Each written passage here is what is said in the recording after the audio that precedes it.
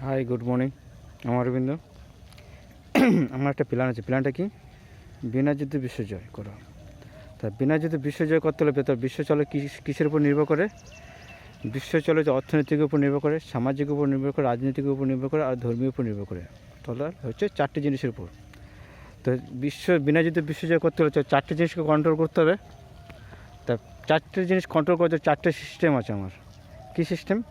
অর্থনৈতিক সিস্টেমের জন্য আছে কোম্পানিটার নাম আছে friendship the other group of company. এই কোম্পানিটার জন্ম হচ্ছে 2013 সালে 22শে ডিসেম্বর, কিন্তু এর প্ল্যান হচ্ছে 2008 সালের প্ল্যান।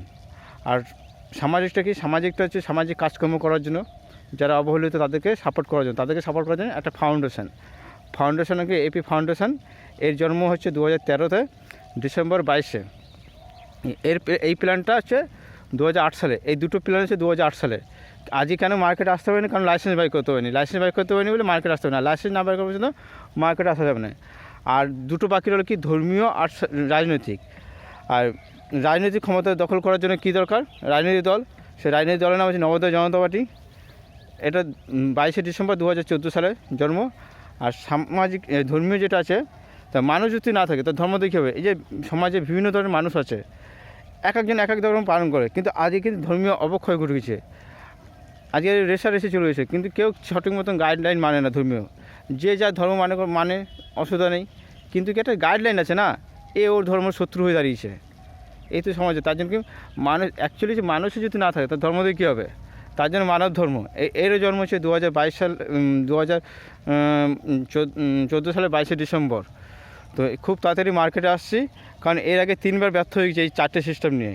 কবে ব্যর্থ হচ্ছে? প্রথম হচ্ছে 2013-14-তে প্রথম ব্যর্থ, দ্বিতীয় ব্যর্থ হচ্ছে 15-16-তে, তৃতীয় ব্যর্থ হচ্ছে 22-23-এ।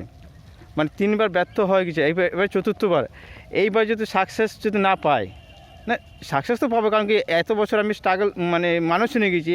আর তার নাহলে পৃথিবীতে কেউ কোনো মানুষই টিকতে পারবে না। কারণ আজকে যা দেখছো তো পরিস্থিতি, তৃতীয় বিশ্বযুদ্ধ পরিস্থিতি চলে এসছে। তৃতীয় বিশ্বযুদ্ধ হবে, কিন্তু এই যে ঢাল তরল নিয়ে হবে। কারণ কি দ্বিতীয় বিশ্বযুদ্ধে দুটো বোমা পড়েছিল, জাপানে অ্যাটম বোম ফেলেছিল আমেরিকা, এখনও সেখানে ঘাস জন্মানি। তা আজকে যদি গোলা বারুদে তৃতীয় বিশ্বযুদ্ধ হয় তো মানুষ বাঁচবে? তা তৃতীয় বিশ্বযুদ্ধ হতো কিনে ঢাল তরল নিয়ে, খুব সেটাও টাইম আছে, এখন বহুত দেরি আছে। এই যুদ্ধটা খুব তাদের থেমে যাবে। সেখানে শেষ করছি।